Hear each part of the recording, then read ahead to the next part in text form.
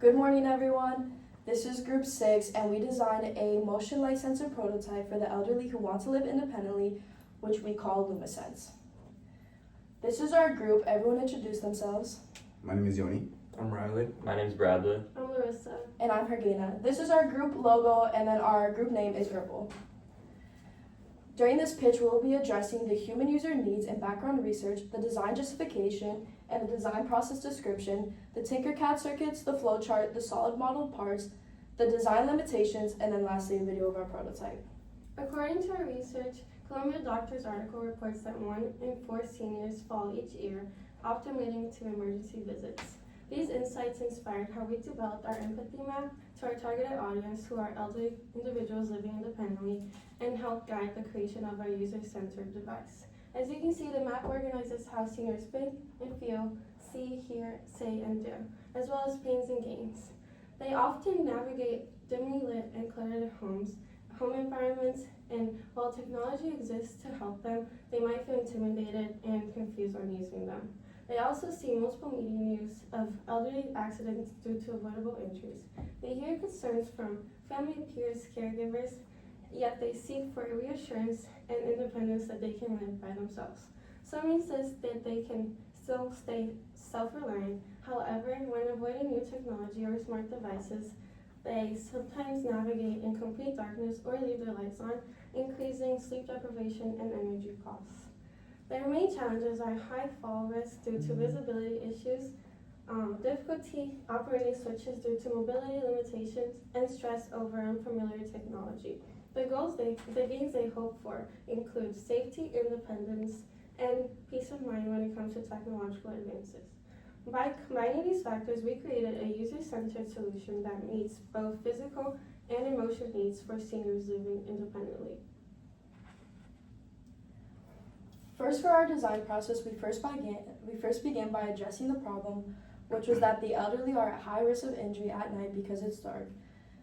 After this problem, we began researching our user, what designs already exist for this solution, and what could we use to aid in solving it. With this research, we brainstormed ideas, which we then combined multiple ideas to end up at LunaSense.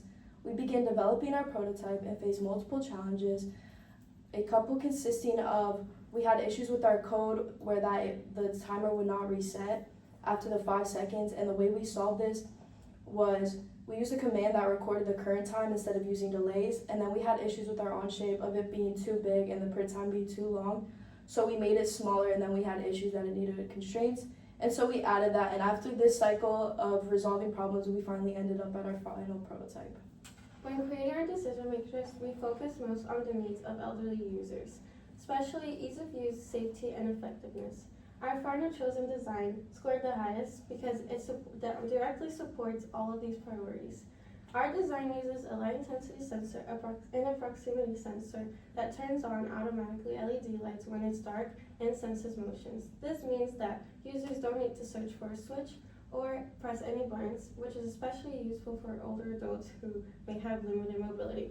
We also included a 7 display digit that shows a 5-second countdown, and this provides direct and simple feedback without any additional interaction.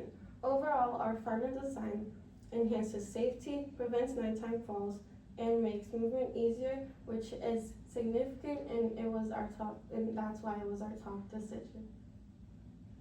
Here's the Tinkercad diagram of the electronic guts of our device. As you can see, we use 2 different types of sensors and 2 different types of actuators to make the device. For the sensors, we take input from a light intensity sensor and an ultrasonic proximity sensor. As far as actuators go, we have 9 LEDs that we arrange in a strip around our 3D printed device, and we have a 7-segment display that displays the 5-second countdown after the person leaves. The main thing I want to point out is how, to get around the restriction of the Arduino, which is that there's only 13 digital pins, I ended up using 3 digital pins to power 9 different LEDs by setting them in a row and then distributing their power equally. We also made use of 1000 ohm resistors for the LEDs to ensure that they don't use too much power, and 220 ohm resistors for the 7-segment display to ensure that they, again, don't burn out and that they don't use too much power. So how the device actually functions as far as the code is it reads input from the light sensor and the ultrasonic sensor, And using these combined things, it determines if there's someone within 50 centimeters of the proximity center and if it's dark outside. If it is dark outside, then it causes the LEDs to light up and shuts the display off. But if it's and the person's near, sorry. And if there was a person near previously and now there is not anymore, it starts a countdown, which it does through if statement spam essentially. So I computed the elapsed time using the millis statement, which essentially just determines like the current time it's been since the code started running and subtracting that from a predetermined time. And it determines, so if the elapsed time is less than 1 second, it displays 5, less than 2, it displays 4, less than 3, it displays 3, less than 4, it displays 2, and less than 5, it displays 1. And then once 5 seconds have elapsed, it turns off all lights and it resets the code back to the original beginning. So now for LunaSense, we have, we decided on having 2 designs for our prototype. Our first design, it is a continuous groove going all around containing 10 circular holes, and at the top, one of the holes is used for the photoresistor, and the other 9 are used for the blue LEDs. So the photoresistor is going to be used to be able to detect light around the room, and when it detects motion and the darkness, the LEDs will then all turn on. And then for our second design, we have the face.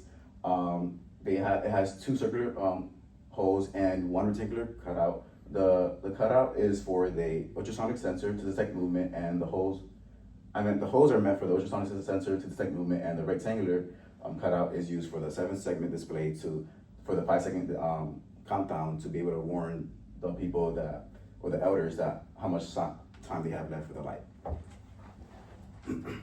Now, our design does have its limitations. One big one is the interior accessibility. Once the sensors and the LEDs were wired in, it became difficult to fix one thing without breaking another.